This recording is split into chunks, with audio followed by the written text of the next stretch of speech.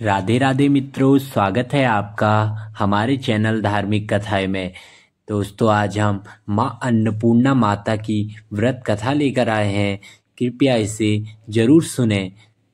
माँ अन्नपूर्णा माता का महाव्रत मार्गशीर्ष मास के कृष्ण पक्ष पंचमी से प्रारंभ होता है और मार्गशीर्ष शुक्ल षष्ठी को समाप्त होता है। यह उत्तमोत्तम व्रत 17 दिनों का होता है और कई भक्त 21 दिन तक भी पालन करते हैं। माँ अन्नपूर्णा माता के महाव्रत की कथा। एक समय की बात है, काशी निवासी धनंजय की पत्नी का नाम सुलक्षणा था। उसे अन्य सब सुख प्राप्त थे, केवल निर्धनता ही उसके दुख का एकमात्र कारण थी। यह दुख उसे हर समय सताता रहता था। एक दिन सुलक्षणा पति से बोली, स्वामी, आप कुछ उद्यम करो तो काम चले। इस प्रकार कब तक काम चलेगा? सुलक्षणा की बात धनंजय के मन में बैठ गई और वह उसी दिन विश्वनाथ शंकर जी को प्रसन्न करने के लिए बैठ गया और कहने लगा, हे देवादिदेव विश्वश, मुझे पूजा पाठ कुछ नहीं आता, केवल आपके भरोसे बैठा हूँ। इतनी विनती करते वह 2-3 दिन भूखा प्यासा बैठा रहा। यह देखकर भगवान शंकर ने उसके कान में अन्नपूर्णा अन्नपूर्णा अन्नपूर्णा कहा। इस प्रकार 3 बार कहा। यह कौन क्या कह गया, इसी सोच में धनंजय पड़ गया कि मंदिर से आते ब्राह्मणों को देखकर पूछने लगा, पंडित जी, अन्नपूर्णा कौन है? ब्राह्मणों ने कहा, तू अन्न छोड़ बैठा है, सो तुझे अन्न की ही बात सूझती है। जा घर जाकर अन्न ग्रहण कर। धनंजय घर गया, स्त्री से सारी बात कही। वह बोली, नाथ, चिंता मत करो, स्वयं शंकर जी ने यह मंत्र दिया है, वे स्वयं ही खुलासा करेंगे। आप फिर जाकर उनकी आराधना करो। धनंजय फिर जैसा का तैसा पूजा में बैठ गया। रात्रि में शंकर जी ने आज्ञा दी और कहा, तू पूर्व दिशा में चला जा। वह अन्नपूर्णा का नाम जपता जाता और रास्ते में फल खाता, झरनों का पानी पीता जाता। इस प्रकार कितने ही दिनों तक चलता गया। वहां उसे चांदी सी चमकती वन की शोभा देखने में आई।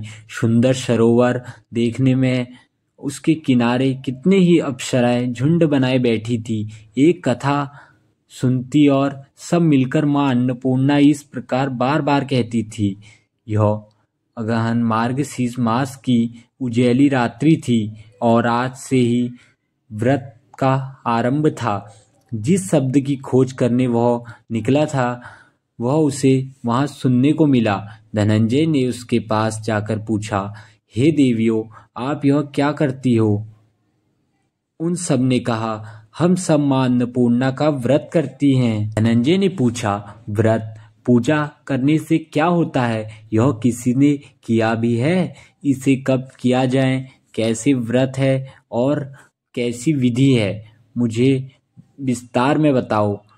वे कहने लगी, इस व्रत को हर कोई कर सकता है। 21 दिन तक के लिए 21 गांठ का सूत लेना चाहिए। 21 दिन यदि ना बने तो एक दिन उपवास करें। यह भी ना बने तो केवल कथा सुनकर प्रसाद लें। निराकार रहकर कथा कहें। कथा सुनने वाला कोई न मिले तो पीपल के पत्तों को रख सुपारी या घृत कुमारी वृक्ष को सामने कर दीपक को साक्षी कर सूर्य, गाय, तुलसी या महादेव को बिना कथा सुनाए मुख में दाना न डालें। यदि भूल से भी कुछ पड़ जाए तो एक दिवस फिर उपवास करें। व्रत के दिन क्रोध ना करें और झूठ ना बोलें।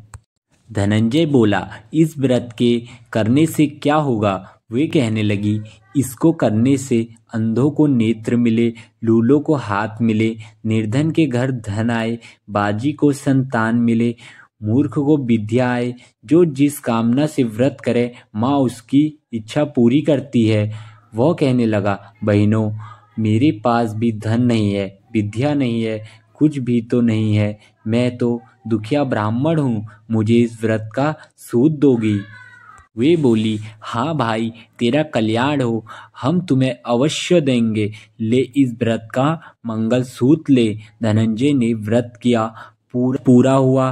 तभी सरोवर से 21 खंड की सुवर्ण सीढ़ी हीरा मोती जड़ी हुई प्रकट हुई। धनंजय जय अन्नपूर्णा अन्नपूर्णा कहता जाता था। इस प्रकार कितनी ही सीढ़ियां उतर गया तो देखा कि करोड़ों सूर्य के प्रकाशमान अन्नपूर्णा का मंदिर है। इसके सामने सुवर्ण सिंहासन पर माता अन्नपूर्णा विराजमान है। सामने भिक्षा हेतु शंकर भगवान खड़े हैं। जय दौड़कर जगदम्बा के चरणों में गिर गया। देवी उसके मन का कलेश जान गई। धनंजय कहने लगा, माता, आप तो अंतर्यामी हो, आपको अपनी दशा क्या बताऊं। माता बोली, मेरा व्रत किया है, जा संसार तेरा सत्कार करेगा। माता ने धनंजय की जीवा पर बीज मंत्र लिख दिया। अब तो उसके रोम रोम में विद्या प्रकट हो गई। इसमें वह देखता है कि वह विश्वनाथ के मंदिर में खड़ा है। माँ का वरदान ले धनंजय घर आया। सुलक्षणा ने जब बात कही, माता जी की कृपा से उसके घर में संपत्ति उमड़ने लगी। छोटा सा घर बहुत बड़ा गिना जाने लगा। जैसे शहद के छत्ते में मक्खियाँ जमा होती है, उसी प्रकार अनेक संगे संबंधी आकर उसकी बड़ाई करने लगे। कहने लगे, इतना धन और इतना बड़ा घर, सुंदर संतान नहीं तो इस कमाई का कौन भोग करेगा। सुलक्षणा से संतान नहीं थी, इसलिए तुम दूसरा ब्याह करो। अनिच्छा होते हुए भी धनंजय को दूसरा विवाह करना पड़ा और सती सुलक्षणा को सौत का दुख उठाना पड़ा। इस प्रकार दिन बीतते गए। फिर अगहन मास आया। नए बंधन से बंधे पति से सुलक्षणा ने कहलाया कि हम व्रत के प्रभाव से सुखी हुए हैं, इस कारण यह व्रत छोड़ना नहीं चाहिए।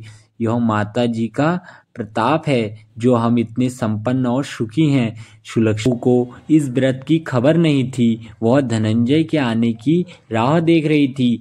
इस दिन बीतते गए और व्रत पूर्ण होने में 3 दिवस बाकी थे कि नई बहू को खबर पड़ी। उसके मन में ईर्ष्या की ज्वाला दहकने लगी थी। सुलक्षणा के घर आ पहुंची और उसने वहां भगदड़ मचा दी। वह धनंजय को अपने साथ ले गई। नए घर में धनंजय को थोड़ी देर के लिए निंद्रा आ गई। इसी समय नई बहू ने उसका व्रत का सूत तोड़कर आग में फेंक दिया। अब तो माता जी का कोप जाग गया था। घर में अकस्मात आग लग गई। सब कुछ जलकर खाक हो गया। सुलक्षणा जान गई और पति को फिर अपने घर ले आई। नई बहू रूठ कर पिता के घर जा बैठी। पति को परमेश्वर मानने वाली सुलक्षणा बोली, हे नाथ, घबराना मत, माता जी की कृपा अलौकिक है। पुत्र कुपुत्र हो जाता है पर माता कुमाता नहीं होती। अब आप श्रद्धा और भक्ति से आराधना शुरू करो, वे जरूर हमारा कल्याण करेंगी।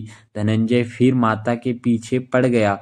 फिर वही सरोवर सीढ़ी प्रकट हुई। उसमें माँ अन्नपूर्णा कहकर वह उतर गया। वहां जा माता जी के चरणों में रुदन करने लगा। माता प्रसन्न, यह मेरी स्वर्ण की मूर्ति ले, उसकी पूजा करना, तू फिर सुखी हो जाएगा। जा, तुझे मेरा आशीर्वाद है।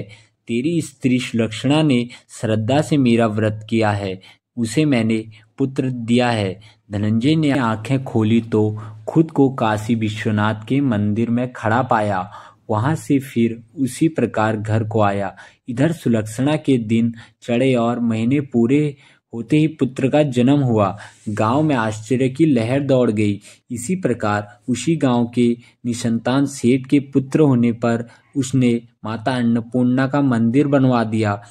उस मंदिर के आचार्य का पद दे दिया। जीविका के मंदिर की दक्षिणा और रहने के लिए बड़ा सुंदर सा भवन दिया। धनंजय स्त्री पुत्र सहित वहां रहने लगा।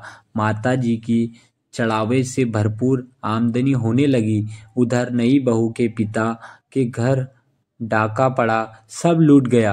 वे भीख मांगकर पेट भरने लगे। सुलक्षणा ने यह सुना तो उन्हें बुला भेजा।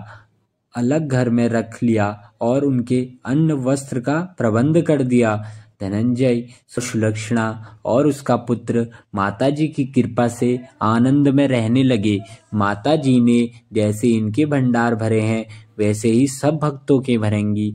तो मित्रों, यह कथा यहीं पे समाप्त होती है। बोलिए अन्नपूर्णा माता की जय। वीडियो अच्छी लगी तो वीडियो को लाइक करें और चैनल को सब्सक्राइब करें। धन्यवाद दोस्तों।